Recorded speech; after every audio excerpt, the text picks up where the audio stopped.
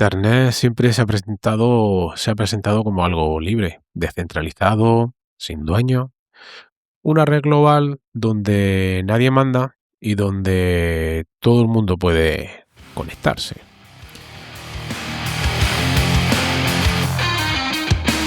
Pero cuando empezamos a mirar cómo funciona Internet por dentro, la cosa, la verdad que cambia bastante. Porque Internet no solo es una idea o una red abstracta. Internet es una infraestructura. Cables submarinos que cruzan los océanos, centros de datos gigantescos llenos de servidores, empresas que gestionan dominio, organizaciones que coordinan las direcciones IP y protocolos que deciden dónde van viajando los datos. Hoy vamos a desmontar uno de los grandes mitos tecnológicos de nuestro tiempo. La idea es que la idea de que Internet no tiene dueño, bueno, vamos a verlo. Soy David Martínez, el código fuente de la Isla de los Magníficos, y en este report vamos a hablar de quién controla realmente Internet.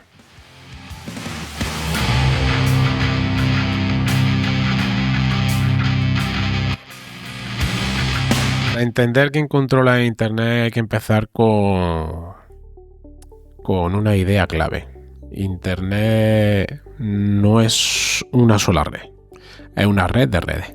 Esto se decía hace muchísimo tiempo.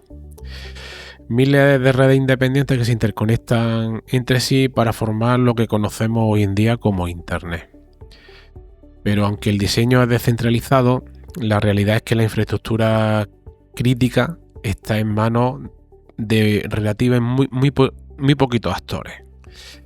Vamos a ir viéndolo capa por capa. Por ejemplo, primera, los cables submarinos, que son la arteria de Internet. Viajan por cables submarinos de fibra óptica, que cruzan océanos y mares. Hoy existen alrededor de unos 500 cables submarinos que interconectan los continentes.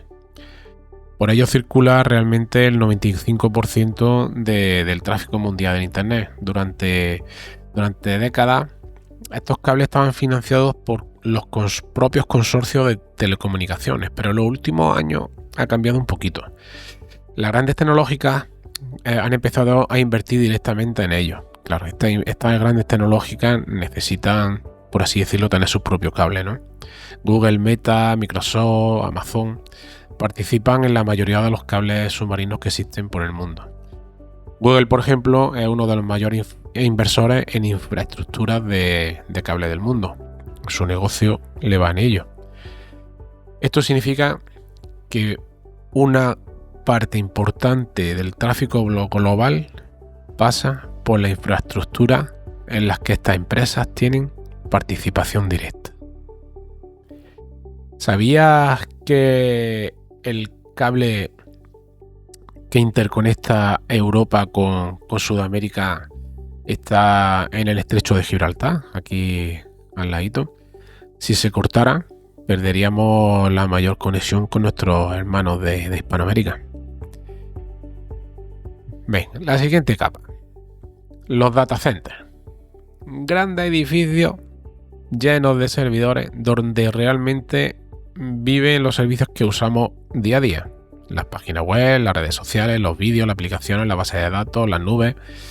Y aquí aparece otra concentración importante. Gran parte de la nube mundial está dominada ahora mismo por 3 empresas. Amazon Web Service, que pertenece a Amazon, Microsoft Azure, que pertenece a Microsoft, y Google Cloud, que pertenece a Google. Entre estas 3 compañías se aloja una enorme parte de los servicios de Internet. Muchas webs parecen completamente independientes, pero realmente están alojadas en los mismos centros de datos. Esto significa que cuando uno de esos proveedores sufre una caída, miles de servicios se pueden ver afectados al mismo tiempo. Paradójicamente, la nube ha hecho que Internet sea más centralizada de lo que realmente parecía. Otra capa más, pues los sistemas autónomos o protocolos BGP. Ahora lo hablamos. Internet funciona conectando miles de redes independientes, que son sistemas autónomos. Cada una puede pertenecer a operadores de telecomunicaciones, una red universitaria, una red de una propia empresa, los gobiernos tienen sus propias redes, los proveedores de servicios. Estas redes se conectan entre sí utilizando un protocolo llamado BGP, como dicen ellos, pero vamos, Border Gateway Protocol. Este protocolo decide por dónde van a viajar los datos de Internet. Es en cierto modo un sistema de navegación, una especie de GPS para Internet. Aquí hay un detalle importante. Es que BGP se diseñó en una época donde Internet era mucho más pequeño y estaba basado entre la confianza entre operadores. No fue pensado con demasiadas medidas de seguridad y esto ha provocado pues incidentes curiosos. Por ejemplo, el día que Google rompió el enrutamiento de Internet. Esto fue en el 2018, creo que hablé de ello en un podcast, pero bueno. Google anunció accidentalmente rutas de red que no le correspondían.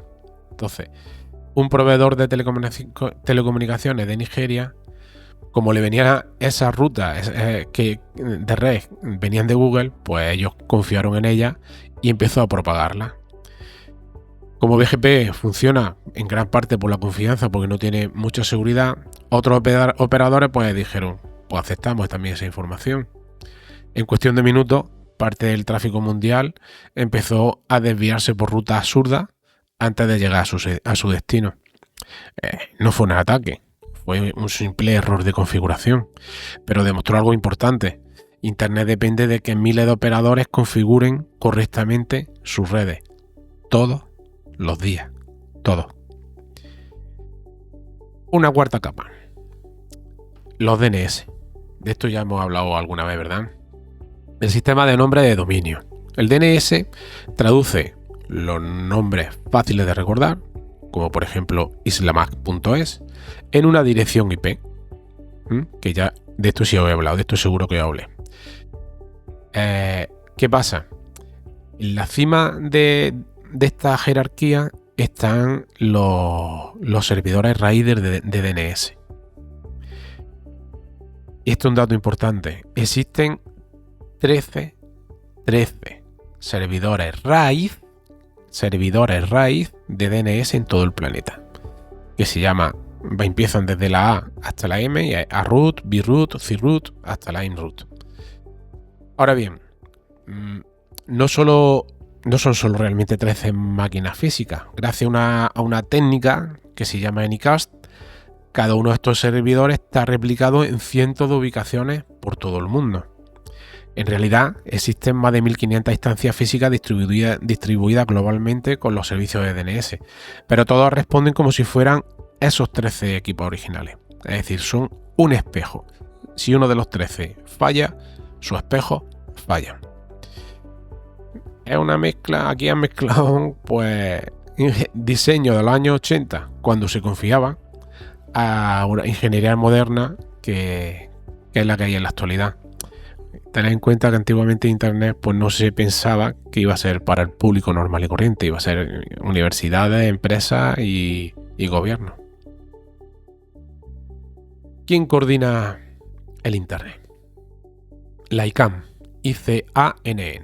Detrás de esta sigla hay muchas decisiones técnicas de Internet. Y esto es una organización que se llama ICANN, la Internet Corporation for Assigned Name and Number. Es decir, una corporación de Internet que te asigna nombre y número.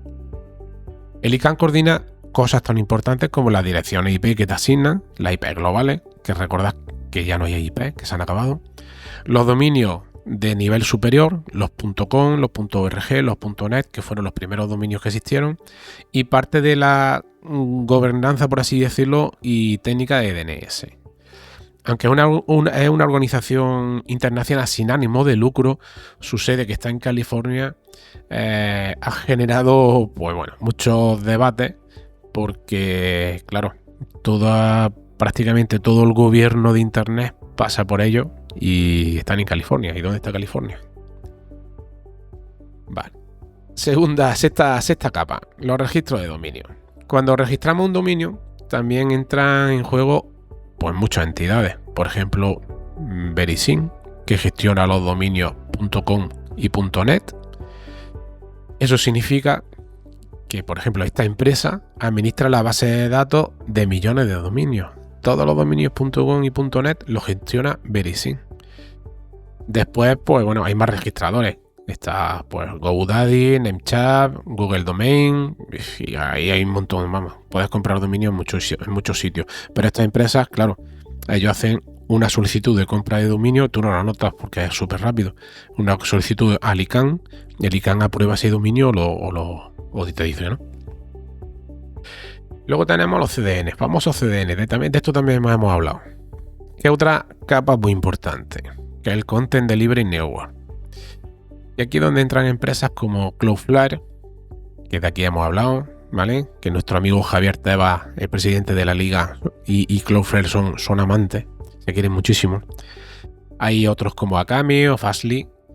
Estas redes distribuyen copias del contenido por todo el mundo para que las webs carguen más rápido. Es decir, lo mismo que antes hablábamos, que había los 13 servidores DNS y su espejo, pues tu página web puedes tener un espejo de ella en servidores de Estados Unidos, de Hispanoamérica, de África. ¿Para qué? Para que las personas que viven en esa zona, en vez de tener que acceder directamente a tu servidor, por ejemplo Islamag, que está aquí en Europa, en vez de tener que acceder a Europa y utilizar incluso un ancho de banda de ese cable de fibra, pues no, accede a la página web que hay. Por ejemplo, si es de Chile, pues accede a la página web que está ubicada en los CDN que hay en Hispanoamérica, con lo cual reduce la velocidad de acceso y también reduce el consumo de datos en los cables.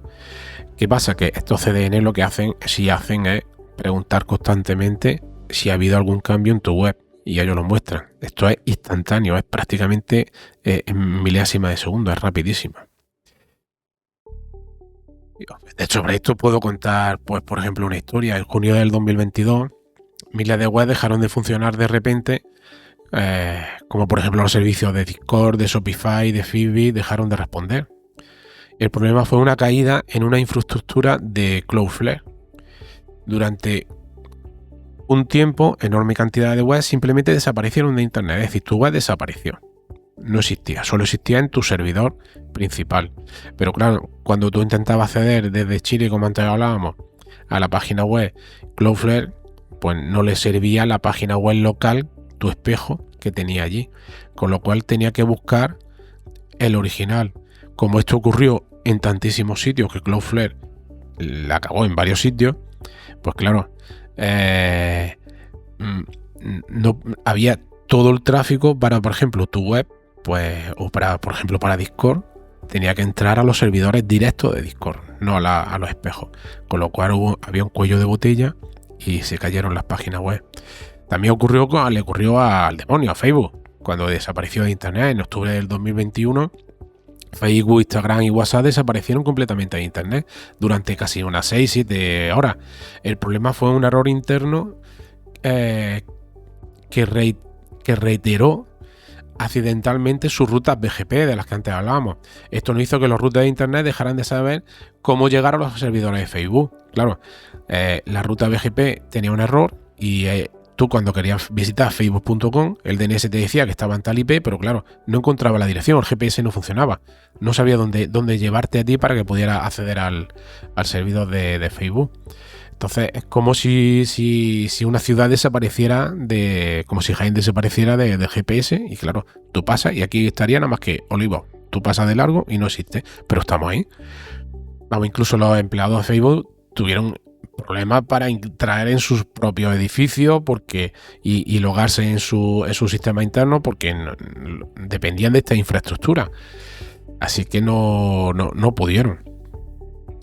Otro punto importante es la energía que mueve Internet. Internet parece algo intangible, pero su infraestructura consume una cantidad enorme de energía.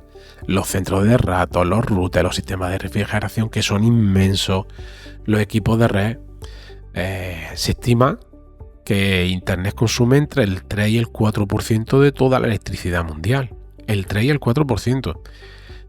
Esto es más que el consumo energético de muchos pequeños países. Cada vídeo que vemos en streaming, cada búsqueda que hacemos, cada archivo que subimos a la nube pasa por una infraestructura gigantesca que ya está contado ahora mismo, ¿no? Y que está funcionando pues las 24 horas del día. Y esto no tiene nada que ver con el consumo de la energía de IA, aunque esto es otra historia. ¿Cuánto consumo tiene una IA?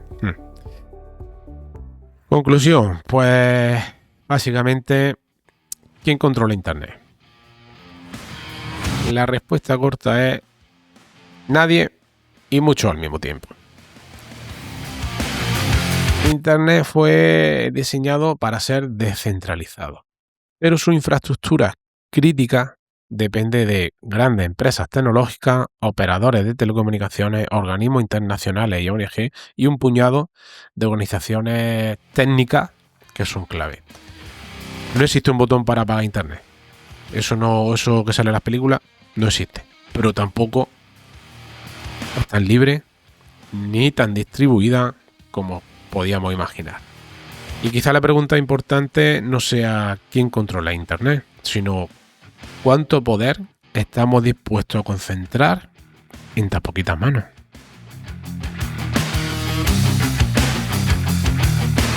Bueno, y hasta aquí el episodio de hoy. Un pequeño viaje por las tripas de Internet para entender cómo funciona realmente la red que usamos todos los días y para todo. Porque detrás de cada web, de cada vídeo, de cada mensaje que enviamos, hay una infraestructura gigantesca que nunca vemos. Y esto es como cuando le da el grifo el agua. Le da el grifo y sale. Soy David Martínez, el código fuente de la Isla de los Magníficos. Ya sabéis que nos podéis encontrar en cualquier podcatcher, aunque los comentarios intentamos concentrarlos en iVoox y si no en el correo electrónico escucha@islamac.es. En nuestra página web búscanos islamac.es, siempre con Y, recordadlo. Y ¿quién controla Internet? El Levi